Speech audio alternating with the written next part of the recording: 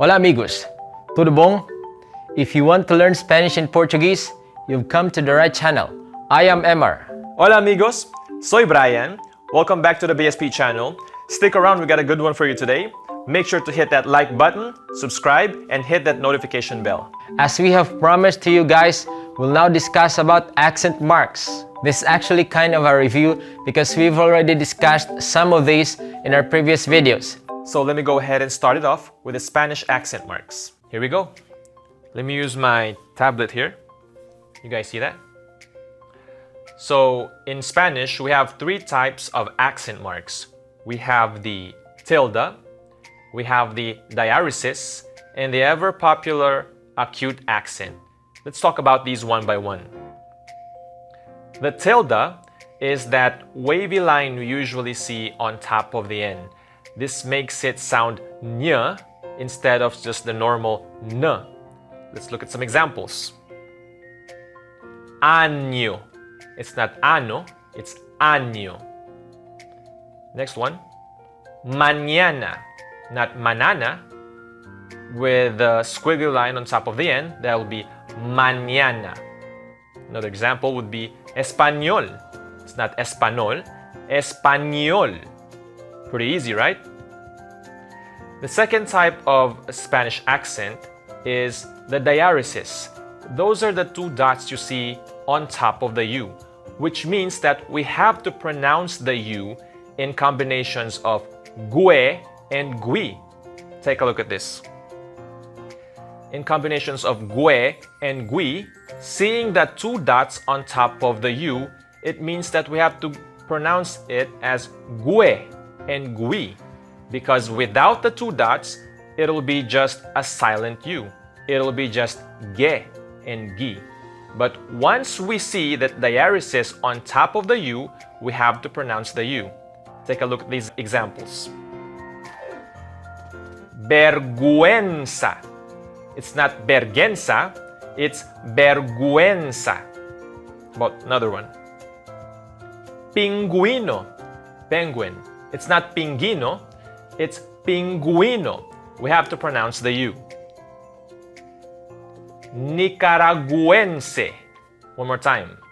Nicaragüense. You notice that? They always are preceded by the letter G, and we pronounce the U every time. Nicaragüense. Because without the two dots on top, it'll look like this. It'll just be ge and gi, silent U, without the diaresis on top of the U. Examples are guerra. You notice that? I didn't pronounce the U. It's silent. Guerra, which means war, by the way. Guitarra. It's not guitarra, even though there's a U there. There's no diaresis. So it's only guitarra. Now you understand? All right, moving on. The third type of accent marks in Spanish is the one that's mostly used, mostly commonly seen. It's the acute accent. They're placed on top of vowels, which is that little diagonal line from the top right to the bottom left of each vowel. Let's give you guys some examples. Oh, by the way, these are accent marks that help us to determine where in the syllable should we put a stress on. Will it be on the first syllable, the second syllable, the last syllable? These accent marks help us. They actually guide us in the pronunciation on which syllable to put a stress on, where to put the emphasis on. Let's give you guys some examples. Árbol. You see that accent mark on top of the A? That'll be árbol. It's not on the O, it's on the A. So it's not árbol, it's árbol. Another one. Inglés. It's on the last syllable. It's not inglés because it's not on the I. It's on the E. So it's inglés. Another example. Día. It's not dia, día. Another one. Corazón. Corazón. Pretty easy. That's the heart. Número. It's not numero. It's not numero. It's in the first syllable because there's an accent mark on top of the U. So it's gonna be número. Alright, that's it. We got 3 accent marks in Spanish. Let's give you guys a recap. The tilde, that wavy line on top of the N, the diaresis, the 2 dots on top of the U, and the acute accents, the diagonal line on top of the vowels. Those are the 3 accent marks in Spanish. How about in Portuguese? Do you guys know how many are in Portuguese? Let me give the floor to Emar. Take it away. In Portuguese, there are 4 types of accent marks. The first one is the acute accent, or the acento agudo, as they call it in Portuguese. What this accent mark does is that it makes a vowel have an open sound. It means that you have to open your mouth more, like we've discussed before. Examples are avó, agua. The next one is the acento circunflexo, or the circumflex accent. And this is exactly the opposite of the acute accent. Because if the acute accent makes a vowel take an open sound, this one makes a vowel take a closed sound. It means that you have to close your mouth a little bit when pronouncing these words. Like bebé, avó. The third one is the tilde, or they call it as tio in Portuguese.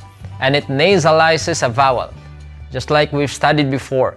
So, irmão, ipun. There's actually a 4th accent mark in Portuguese, although it doesn't have anything to do with word stress, but we'll discuss it anyway for your sakes. The 4th accent mark in Portuguese is called the grave accent. They call it as the acento grave ou crase in Portuguese. This accent is only used in Portuguese when there's a contraction of the preposition a with an article or a pronoun. I'll give you an example. This one, at the table. At in Portuguese is a, and the in Portuguese is also a in this case. And table is mesa. So at the table is supposed to be a mesa. But it's not like that in Portuguese. It's actually contracted. So it's a mesa, using the acento grave, or the grave accent. So that's it about Portuguese accent marks. As usual, now let's take a quiz. Say the following words correctly with the accent marks in Portuguese.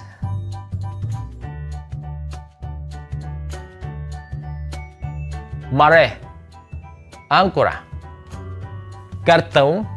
On our next video, we will discuss about word stress, so stay tuned. So that's it, you guys. It's not all that confusing as it seems. Once you see more and more examples, reading Spanish and Portuguese terms, you'll get the hang of it. Don't forget to hit like, subscribe, and hit that bell icon to stay updated. Ciao! Até a próxima! Compartilha el amor!